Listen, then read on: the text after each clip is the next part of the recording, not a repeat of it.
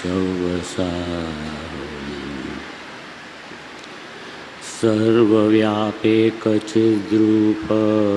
स्वरूपाय परात्मने सोपलब्धि प्रसिद्धाय ज्ञानानंदात्मने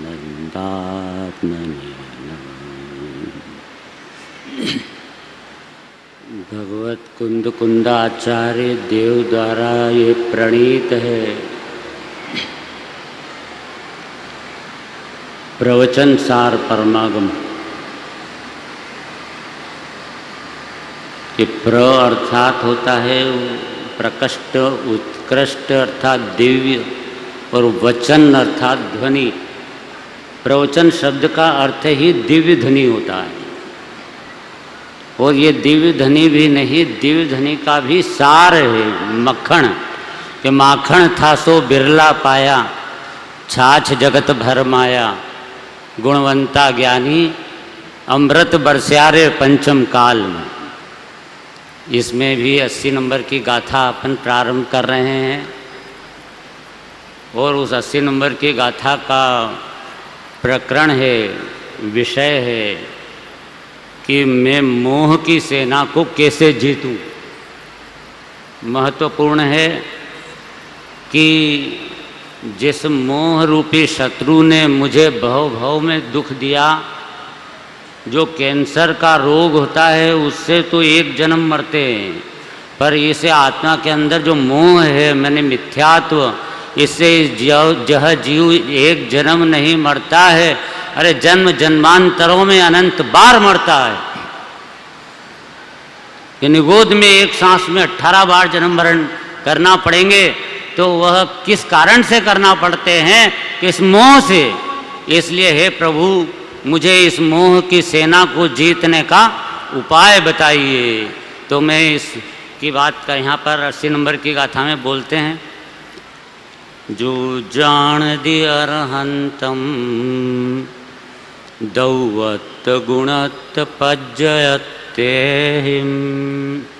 सो जान दि अपाणम मोहो खलु जादितसलयम।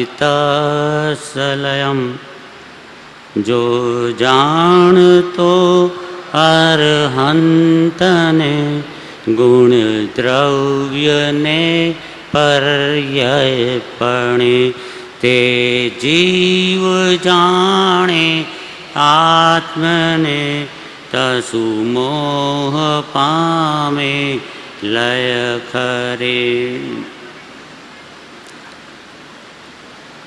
टीका में जो अरहंत में द्रव्य रूप से, गुण रूप से और पर्याय रूप से उन्हें जानता है, वह वास्तव में आत्मा को जानता है, क्योंकि दोनों में निश्चय से अंतर नहीं है। देखो कि आज केवल ज्ञान दिवस है, तो भगवान के ज्ञान में 3 लोक के समस्त पदार्थों के द्रव्य गुण पर्याय जानने में आएंगे कि नहीं आएंगे? आएंगे। अरे उनके ज्ञान में तो हमारे आएंगे। ये गाथा कह रही है कि हमारे ज्ञान में उनके आना चाहिए, हमारे ज्ञान में उनके। कि जो जान तो अरहंत को द्रव्य से, गुण से और पर्याय से जानता है, वह निश्चय से अपने आप को जानता है, क्योंकि उनमें और मुझ में कोई अंतर नहीं है। भाई यहाँ पर अपने को जानना है तो अपने को जानना है, पर अपने को कैसे जानना है? कि उनको जान लो तो अपने को जानना हो जाता है। जैसे कि एक दर्पण होता है, तो दर्पण में हम दर्पण देखते हैं कि दर्पण में अपना चेहरा देखते हैं। बोलो भाई साहब, दर्पण में हम दर्पण देखते हैं कि दर्पण में अपने को देखते हैं। अरे अरहंत भगवान के द्रव्य गुण पर्याय से जब उन्हें देखोगे तो आप वो उस दर्पण में हमारे द्रव्य गुण पर्याय दिखाई देंगे। अर्थात ये कि हम उनको जानेंगे तो वो हम अपने को ही जान रहे हैं, क्योंकि उनमें और हम में कोई अंतर है ही नहीं। द्रव्य गुण पर्याय से जानना है। कई द्रव्य गुण पर्याय से किसको जानना है? अरहंत भगवान को। क्यों जानना है? इसलिए कि उनके हमें दर्शन करना है। दर्शन करना है। देखो भाई, मंदिर बन गया और इतना विशाल, और उसमें जिन प्रतिमा विराजमान, अब हमको दर्शन करना है। किसके दर्शन करना है? भगवान के दर्शन करना है कि हाँ भगवान के दर्शन करना है। तो वहाँ जाके सामने खड़े हुए, तो वहाँ आपको क्या दिख रहे हैं? पाषाण की प्रतिमा दिख रही है, शरीर दिख रहा है कि आत्मा दिख रहा है? शरीर दिख रहा है। तो शरीर में आत्मा है। भगवान कौन है? शरीर भगवान है कि आत्मा भगवान है? आत्मा भगवान है। तो आत्मा के दर्शन करोगे तब शांतिनाथ भगवान के दर्शन होंगे, और जब तक तुम शरीर के दर्शन करते रहोगे तब तक आत्मा के दर्शन नहीं होंगे। तो हमें उन भगवान के शरीर के सामने ले जाकर खड़ा ही क्यों किया? अरे वहाँ जाकर के इसलिए खड़ा किया कि ये जो शरीर है, इतनी जगह में आत्मा है अंदर, भगवान इस जगह बैठे हुए हैं, इसलिए वहाँ शरीर के सामने खड़ा किया। तुम शरीर ही देखते रह गए और अंदर आत्मा को देखना भूल गए, तो फिर उन भगवान के दर्शन कैसे होंगे? और एक ऐसा नियम है, ग्रंथ में आता है कि जो भगवान के दर्शन करता है तो उसको सम्यक दर्शन हो जाता है। एक बार भी भगवान के दर्शन करेगा उसी क्षण सम्यक दर्शन हो जाएगा। तो कि हम तो जिंदगी हो गई और दर्शन, सम्यक दर्शन नहीं हो रहा, तो भाई इसके कारण ये है कि हम भगवान को, उनको जैसा स्वरूप है उसका दर्शन नहीं करते तो सम्यक दर्शन नहीं होता। और जिस क्षण स्वरूप के दर्शन कर लेगा उसी क्षण सम्यक दर्शन होगा। ये नियम है। तो पहले तो शरीर के पास ले जाते हैं, फिर उसके बाद अंदर आत्मा पे ले जाते हैं। तो आज से भगवान के दर्शन करना है तो उनको 12 पॉइंट याद रखना पड़ेंगे आपको। भगवान के दर्शन करना याद होना चाहिए 12 पॉइंट से। 6 तो लगाना है भगवान में और 6 में लगाना है अपने में। क्या?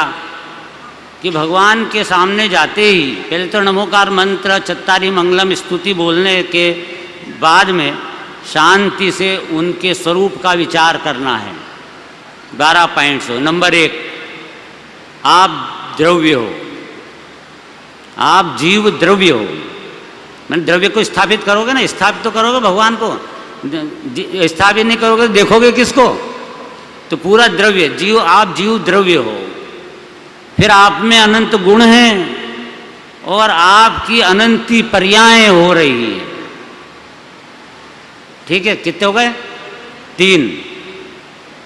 अब 3 कौन से हैं ये? कि ये अभेद से भेद की तरफ के। पहले अभेद स्थापित किया, आप जीव द्रव्य हो, आप में अनंत गुण है, फिर भेद करना शुरू किया, फिर आपकी पर्याय हो रही है। अब भेद से अभेद की तरफ जाओ। अब बिखेर दिया ना, द्रव्य को बिखेर के समझा, बिखेरा, और अब समेटो कि ये आपकी जो पर्याय हैं वे आपके गुणों में हैं। मैंने गुण के पास में है ना, गुण में नहीं है। जहाँ गुण है वहाँ पर्याय है। तो जहाँ अनंती पर्याय वहीं अनंत गुण है, और जो अनंत गुण है उस गुणों का पिंड अभेद एक आप द्रव्य हो। ये 6। ठीक है, अभेद से भेद की तरफ 3 और भेद से अभेद की तरफ 3। द्रव्य गुण पर्याय, पर्याय गुण द्रव्य। इसी तरह अपने भी यहाँ लगाना कि मैं भी पहले आप ही की तरह एक जीव द्रव्य हूँ, मेरे में भी अनंत गुण है और मेरे भी अनंत पर्याय हो रही हैं। फिर ये मेरी जो पर्याय हो रही है वहाँ पर अनंत गुण है, और जहाँ गुण है वहाँ अभेद द्रव्य है। इस प्रकार अभेद पर दृष्टि जाते ही इसको सम्यक दर्शन की प्राप्ति हो जाती है। और अब हमें इनको समझना है। अरहंत भगवान को द्रव्य गुण पर्याय से समझने की जिनेन्द्र देव की आज्ञा है। तो वो आज्ञा ये है कि हम द्रव्य गुण पर्याय से हम उन्हें समझें। चलो इसको समझते हैं। इसके 5 पॉइंट हैं। अरहंत भगवान को अब द्रव्य गुण पर्याय से समझना। कैसे समझना? कि अरहंत भगवान के पास एक द्रव्य है, गुण है और पर्याय है। मेरे पास भी क्या है? द्रव्य, गुण और पर्याय। पहला पॉइंट पूरा हो गया। दूसरा, अरहंत भगवान का द्रव्य शुद्ध, गुण शुद्ध और पर्याय शुद्ध। मेरा द्रव्य शुद्ध, गुण शुद्ध और पर्याय अशुद्ध। समझो, ये दूसरा नंबर का पॉइंट है, क्योंकि ये कंपैरिजन स्टडी चल रही है। कंपैरिजन उनमें और मेरे में क्या अंतर है, और 5 पॉइंट चलेंगे, उन 5 में हमारा और उनका कहाँ मिलान होता है। एक जैसे मिलान मतलब एक जैसे, जहाँ दिखेंगे उसी क्षण सम्यक दर्शन होगा। 2 तरह से। तीसरा, अरहंत भगवान का द्रव्य शुद्ध, गुण शुद्ध, पर्याय शुद्ध। अब मेरा द्रव्य शुद्ध, गुण शुद्ध और पर्याय का स्वभाव शुद्ध। ठीक है। चौथा, अरहंत भगवान का द्रव्य ज्ञायक अर्थात द्रव्य चेतन, गुण चैतन्य और पर्याय में चेतना। केवल ज्ञान हो रहा है ये नहीं देखना, जान रहा है ये देखना। चेतना लक्षणम, चेतना है कि नहीं भगवान, केवल ज्ञान के रूप परिणाम नहीं, पर है चेतना, जानता है। तो वो भगवान के पास 3 हुए, तो यहाँ पर भी क्या है, मेरा भी द्रव्य चेतन, मेरे में चैतन्य। चैतन्य मतलब कि गुण, और चेतना ये होती पर्याय। चेतन द्रव्य, उसमें जो ज्ञान दर्शन जो गुण है उसका नाम है चैतन्य, और उसके बाद जो पर्याय होती है जानना, उपयोग, जानना, देखना, ये क्या होती है, चेतना। तो यह उनकी और मेरी कैसी समान है, मिलान करो कि उनमें कुछ भी थोड़ा बहुत भी हम में और उसमें अंतर दिखाई देता है। जब तक अंतर देखता है तब तक निरंतर नहीं होता, और जब अंतर देखना बंद हो जाता है वो निरंतर हो जाता है।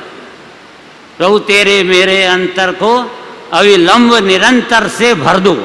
तो इस तरह से भर देना। अब 5वां पॉइंट है कि भगवान को कैसे देखना, तो पर्याय से द्रव्य की तरफ, ये इसमें सब लिखा है टीका में। संक्षेपण करना, संक्षेपण करने की बात है ये ना, वो कि उधर से पर्याय को गुण में संक्षेपण करो। पर्याय कहाँ है, गुण में, गुण कहाँ है, द्रव्य में।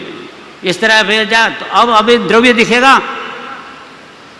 इसी तरह मेरी पर्याय कहाँ है, गुण में, गुण कहाँ है, द्रव्य में। तो द्रव्य दिखते ही अब अपनी पर्याय को आके देखो, तो भगवान की पर्याय और मेरी पर्याय दोनों शुद्ध दिखाई देगी, अर्थात सम्यक दर्शन उसी क्षण होगा। ये जब द्रव्य पे दृष्टि होगी तो सम्यक दर्शन कैसे उत्पन्न नहीं होगा। समझ में आ रही है ना, बात ही नहीं आ रही है भाई। देखो ऐसा है, मौसम्बी होती है, मौसम्बी, तो उस मौसम्बी के अंदर छिलका होता है, फिर छिलके के अंदर कूचा होता है, कूचे के अंदर बीजा होता है, फिर बीजे से भिन्न एक रस होता है। तो वस्तु के अंदर में जो रस है वो निश्चय मौसम्बी, और छिलका, कूचा, बीजा, व्यवहार मौसम्बी। अब भगवान को हमें व्यवहार से देखना है कि निश्चय से देखना है, रस पे दृष्टि ले जाना है कि छिलके पे दृष्टि रखना है। तो वहाँ पे हम भगवान के शरीर को देखते रहेंगे, 4 कर्म बाकी हैं अभी हाल, तो वो देखते रहेंगे, और उनके अभिहार योगादि का शुद्ध परिणमन चल रहा है ये देखेंगे। तो एक कूचे बीजे पे दृष्टि रख रहा है, अरे भाई द्रव्य पे दृष्टि रख करके उनके शुद्ध स्वरूप को देखो, रस को देखो। रस उपादेय है, छिलका कोई उपादेय नहीं है। इसी तरह यहाँ पर भी ये छिलका ये शरीर, ये छिलका है, यहाँ भी मौसम्बी है, ये शरीर छिलका है। 8 कर्म, 8 प्रकार के कर्म, ये कूचा है, और अंदर में ये रागादि विकारी भाव ये बीजा है। उससे भिन्न ये अंदर शुद्ध चैतन्य अनंत गुण का अभेद पिंड परम पारिणामिक भाव जो द्रव्य है, यह रस है। रस इसका अवलंबन ले और पी, रस पीना, ये पर्याय में निर्मलता प्रकट हुई। समझ में आ रही है बात। द्रव्य गुण पर्याय, ये इसको समझना होगा।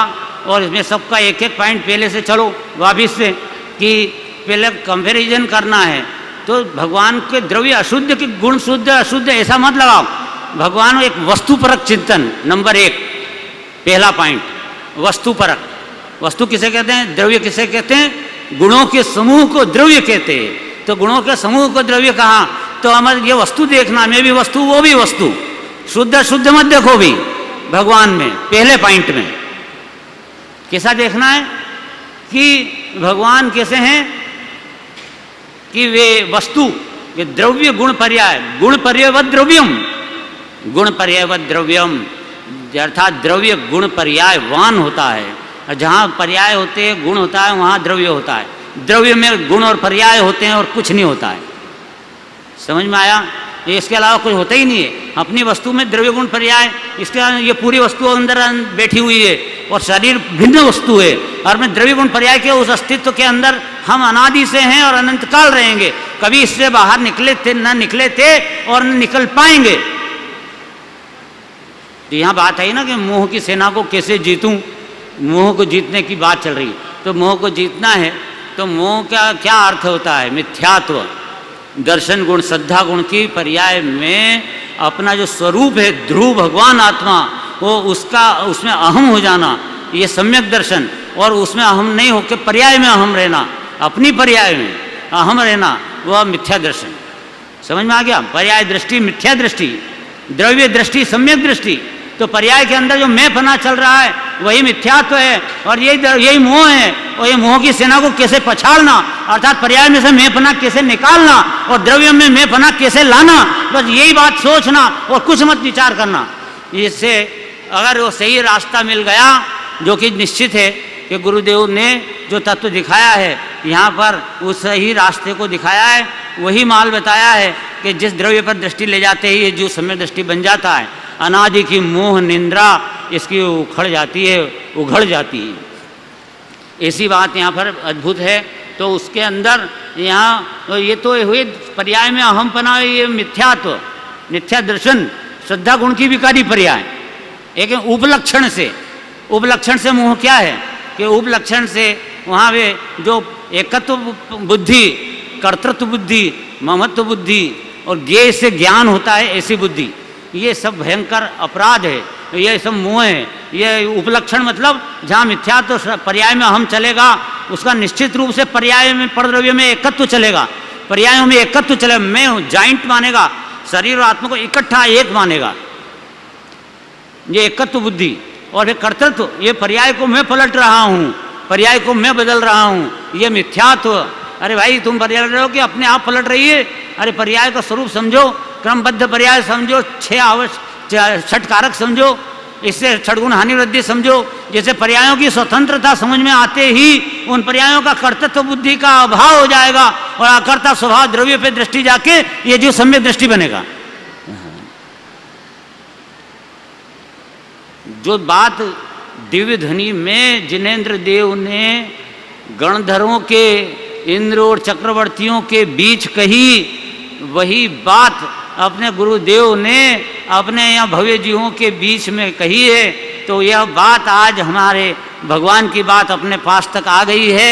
ये अगर आ गई है तो इसके अनुसार सिद्धांत कर लो। और ये एकत्व बुद्धि को, कर्तृत्व बुद्धि को, ममत्व बुद्धि को, परद्रव्य मेरा है ऐसी बुद्धि को, और ज्ञेय से ज्ञान हो रहा है, ज्ञेय ज्ञान में है, ज्ञान ज्ञेय में है, ज्ञेय से ज्ञान हो रहा है, ये सब भ्रांतियों को मिटा दो।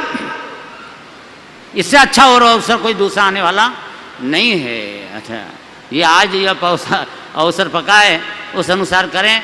अब हमें यह निश्चित करना है कि उन 5 पॉइंट में से कौन से पॉइंट से बहुत अच्छा मिलान होता है हमारा। भगवान और हम एक शरीर के दिखाई देते हैं, बोलो पहले से दिखाई देते हैं कि नहीं दिखाई देते हैं? एक शरीर के बिल्कुल द्रव्य गुण पर्याय उनमें, द्रव्य गुण पर्याय मेरे में।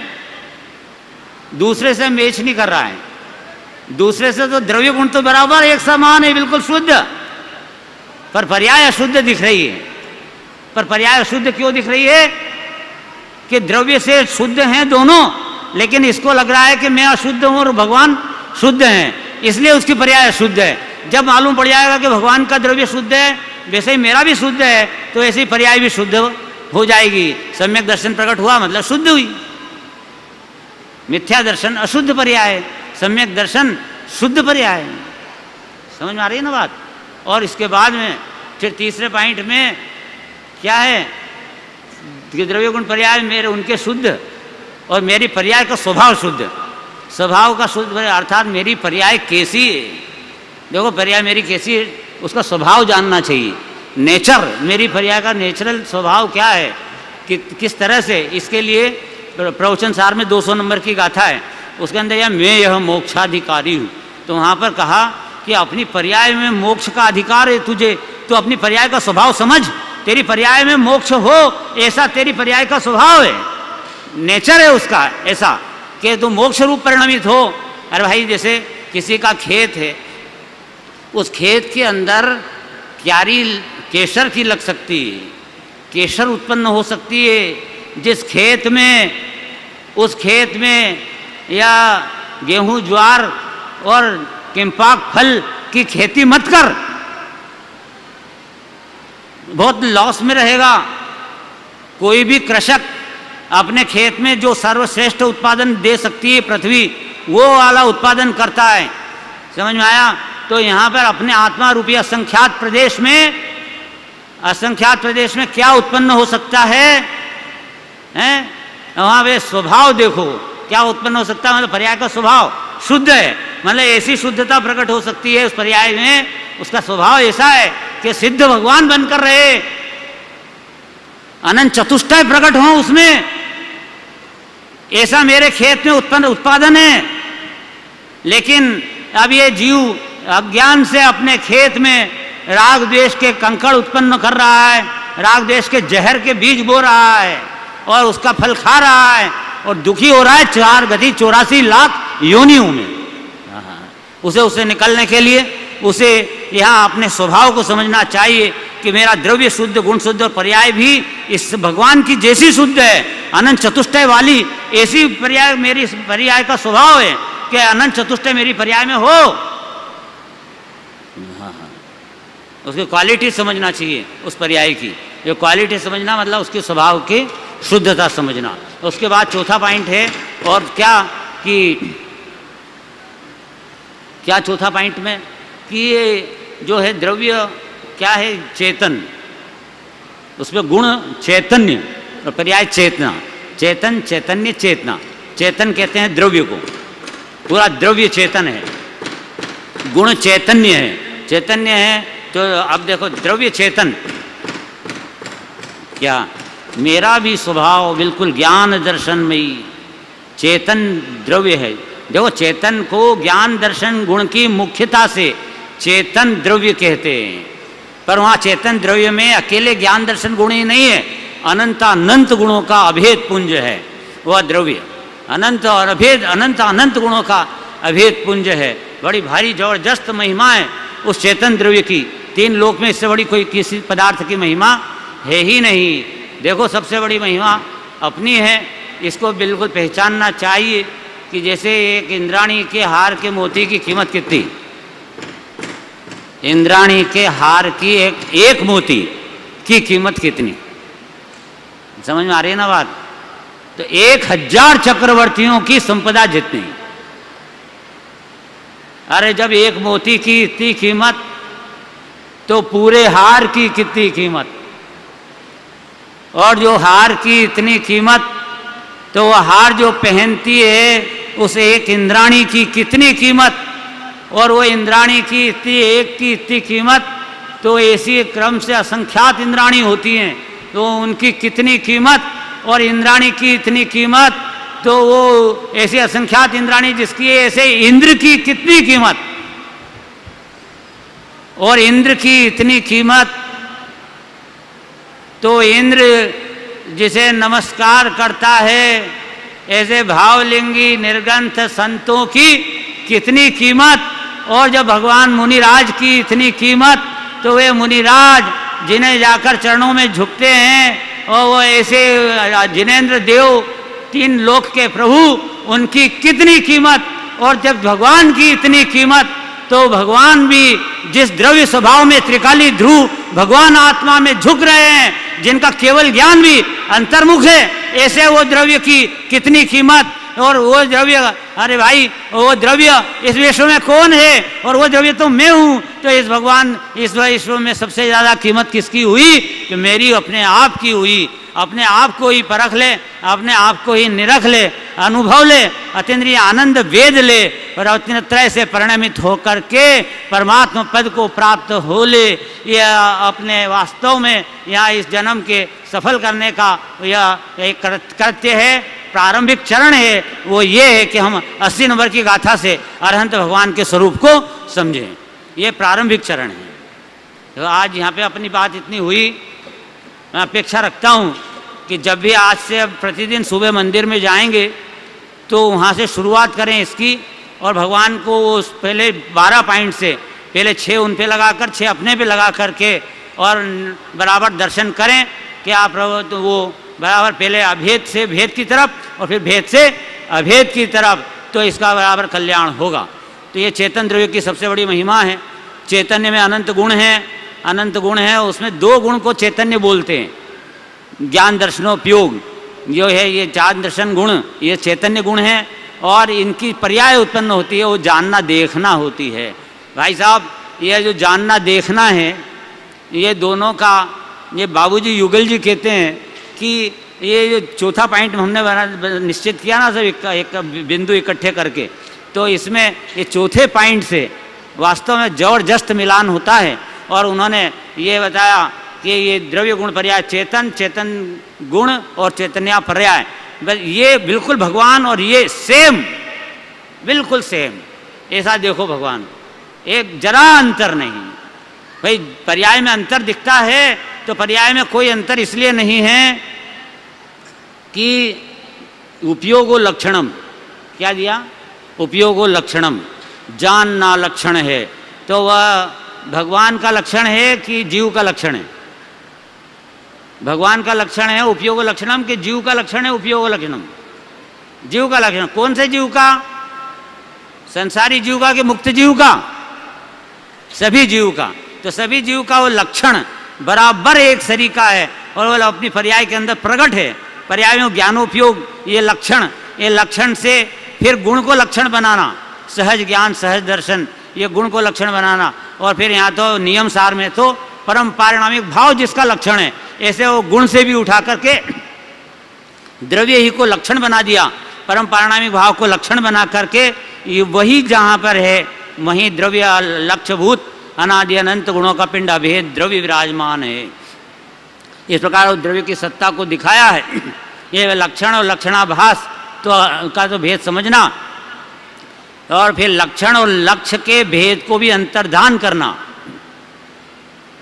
अंतर्धान करके लक्षण से लक्ष्य में पहुंच जाना और लक्ष्य पर टिक जाना और लक्षण को छोड़ देना, तो पर्याय के अंदर अपने आप अनंत और रत्नत्रय प्रकट होंगे। प्रथम ही भूमिका में पहले ही धड़ाके में वहाँ एकदम रत्नत्रय आ जाएंगी।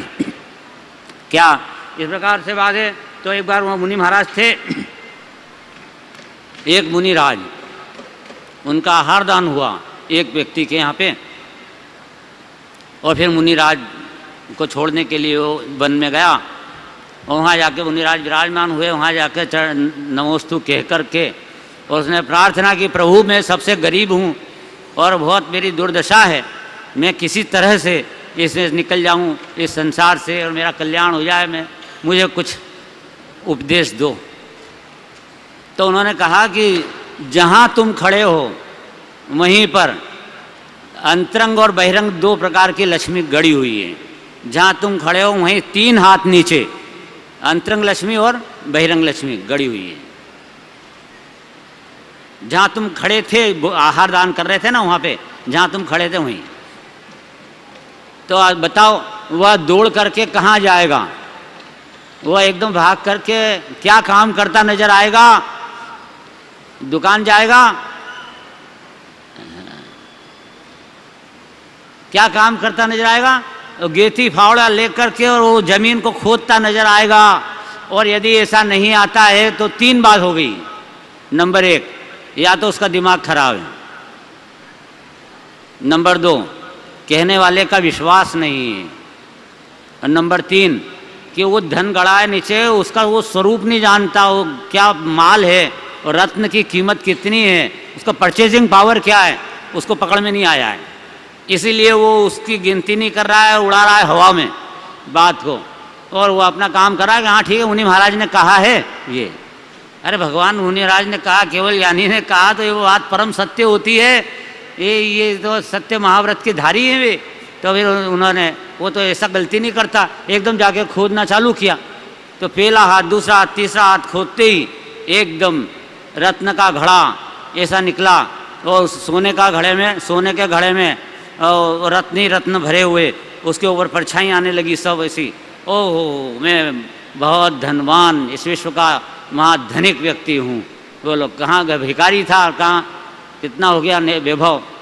फिर उसको ध्यान में आया कि मुनिराज ने कहा था कि दो अंतरंग वैभव और बहिरंग। तो बहिरंग वैभव तो मिल गया, तो बहिरंग वैभव मिलेगा कि नहीं मिलेगा? यहाँ जिनवाणी सुन रहे हैं तो अरे भाई, जो मिलता है धन वो बाहर में सारा पुण्य के उदय से मिलता है।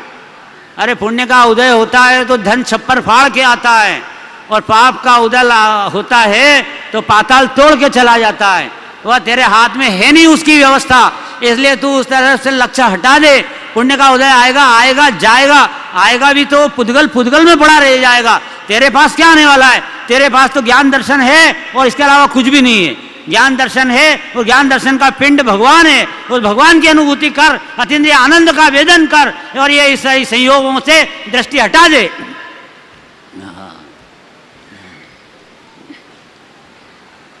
समझ में आ रही है ना बात? तो कि वो अंतरंग लक्ष्मी, तो उसने पूछा कि क्या होती है अंतरंग लक्ष्मी? 3 हाथ कौन से? तो कौन से पूछे? तो गुरुदेव मिल गए। प्रभु वो 3 हाथ के नीचे बताई लक्ष्मी, तो हमारे 3 हाथ कौन से हमें समझ में नहीं आता है। तो कि पहला हाथ शरीर, नंबर 1 शरीर, यह पुद्गल है, मिट्टी है, धूल है ऊपर, यह तू नहीं है। ये पहला हाथ ऊपर का, इसको खोजना, इसको हटाना। अरे शरीर मत हटाना, शरीर से दृष्टि हटाना = शरीर को हटाना। समझ में आया? फिर दूसरा हाथ के अंदर 8 प्रकार के कर्म बंधे हुए हैं। ज्ञानावरणी, दर्शनावरणी, मोहनी, अंतराय, आयु, नाम, गोत्र, वेदनी, अनंत कर्म है। ये 8 प्रकार के अनंत कर्म हैं। कार्मान शरीर है बिल्कुल, वो पूरा का पूरा अलग है, वो भी मिट्टी है, उसको भी खोदना, उसको भी हटाना, भिन्न कर जानना। अर्थात हटाना मतलब उसे मत हटाना, उससे दृष्टि हटाना, इसका अर्थ है कर्म से हटाना। अब तीसरा हाथ, कि तीसरा हाथ के अंदर में एक रागादि विकारी राग भाव, इच्छाएं, विकल्प जाल, खाना है, बनाना है, पूजा करनी है, भक्ति करनी है, मैं शुद्ध हूँ, बुद्ध हूँ आदि के जो विकल्प हैं। समझ में आया ना? व्यवहार नहीं के विकल्प, निश्चय नहीं के विकल्प, पहले भेद के विकल्प, फिर अभेद के विकल्प, ये सारे जो विकल्प हैं, यह विकल्प, यह ऊपर एक महीन परत है वो रह गई है, और ये ऊपर है, ये भी बारदान है, ये भी ऊपर का हाथ है, इसे हटा देना, राग को हटाना, तो अंदर में भगवान मिलेगा। राग को हटाना कि नहीं हटाना? राग नहीं हटाना, राग बिल्कुल मत हटाना, चेष्टा भी मत करना। वो भी एक सत है, एक क्षण का, और अहेतुक है वो। समझ में आया? और सट कारक से होता है, वो उसको हम हटा नहीं सकते। और हम है कौन जो हटाएंगे? हम तो ध्रुव बैठे हैं, तो ध्रुव आएगा वह उसको राग को हटाने के लिए। इसलिए उसको हटाने के लिए चेष्टा मत कर। वो देखो भाई, अगर हम कार से जा रहे हों तो रास्ते में कोई गड्ढा आ जाए, पत्थर आ जाए, तो हम रास्ते में से उस गड्ढे को हटाते हैं क्या? अरे उसे हटाते हैं कि हट के निकल जाते हैं पास में से। इसलिए शरीर को मत हटाओ, कर्मों को मत हटाओ, राग को मत हटाओ। ये गड्ढे हैं, ये पत्थर हैं, इनसे हट के निकल जाओ, इनसे उपयोग हटा लो, इन्हें मत हटाओ, उपयोग को हटाओ। समझ में आया? और इसे हटा करके, और वहाँ पर ज्ञान के, वो एकदम जैसे राग से उपयोग हटा, राग ज्ञान में झलका, और राग है ही नहीं ज्ञान में, ज्ञान में ज्ञान ही ज्ञान है। इसका नाम है कि राग से उपयोग हटा लिया। राग का ज्ञान = वो राग का ज्ञान व्यवहार नहीं से कहा, निश्चय से वो ज्ञान है। वो ज्ञान की पर्याय का स्वपर प्रकाशक स्वभाव से अंदर से राग की जैसे आकृति अंदर में प्रकट हुई, उसमें राग है ही नहीं, राग का ज्ञान नहीं, राग सिर्फ जानने में आ रहा है। वो भी आ रहा है वो कि व्यवहार नहीं से, वास्तव में ज्ञान जानने में आ रहा है। तो इसका नाम है कि राग से उपयोग हटा लिया और ज्ञान में उपयोग लग गया उसका। तो इस प्रकार वहाँ पे उसको मत हटाना, उससे हटाना, उपयोग हटाना, तो उससे इतनी निवृत्ति होगी। और उपयोग हटा के कहाँ लगाया कि अपने स्वरूप में।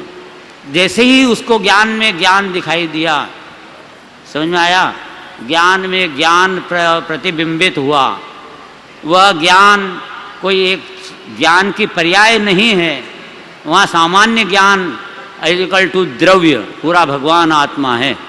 गुरुदेव कहते थे ज्ञान ते आत्मा, जो ज्ञान पकड़ाए छे तेज आत्मा छे।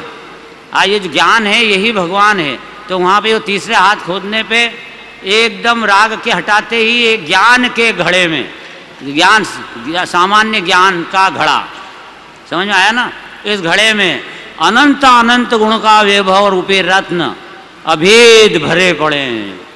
और ये किसी दूसरे का माल नहीं है, मेरा माल है, मैं उसका मालिक हूँ। इस प्रकार से उसने उस द्रव्य का मालिक पने से अनुभव किया, उसमें अहम किया, मालकियत की, उसकी रजिस्ट्री कर ली, रजिस्ट्री अहम कर लिया उसमें द्रव्य में कि यह अहम कर लिया तो माल मेरा, हम ही नहीं करे है कि मैं मालिक तो हूँ पर रजिस्ट्री नहीं करी तो मालिक है कैसा रहेगा तू। ऐसे यहाँ पे द्रव्य तो मालिक तो हूँ मैं, पर पर्याय जो उसमें अहम करती है ये रजिस्ट्री है उसकी। गुरुदेव का आया था ट्रेडमार्क है। तो यहाँ पर ये कि उस द्रव्य में अहम करने रूप रजिस्ट्री करा ले, कर ले, कौन दूसरा कोई करने वाला है नहीं। तो अर्थात उसकी स्वीकृति जो वहीं पर एकदम सम्यक दर्शन का जन्म होता है। यह सम्यक दर्शन बिल्कुल सब जीवों को बहुत अच्छी तरह से अन्य पुरुषार्थ करके कि उसकी उपलब्धि करे, यही मंगल भावना है। गुरुदेव का यह तत्व अंदर में पचावे, प्रतिदिन इसके लिए स्वाध्याय करे, चिंतन करे, मनन करे, घोलन करे। एक दिन ऐसा न जाए कि जहाँ पर अपना स्वाध्याय न हो। गुरुदेव के शब्दों में 2-3 कलाक स्वाध्याय करबू जोइए। अरे भाई 2-3 कलाक स्वाध्याय करना चाहिए। अपना ज़िंदगी बहुत छोटी है और बड़ा परम अमृत मिला है। इसके प्रकार से अभी आज का समय पूरा हुआ। जय जय।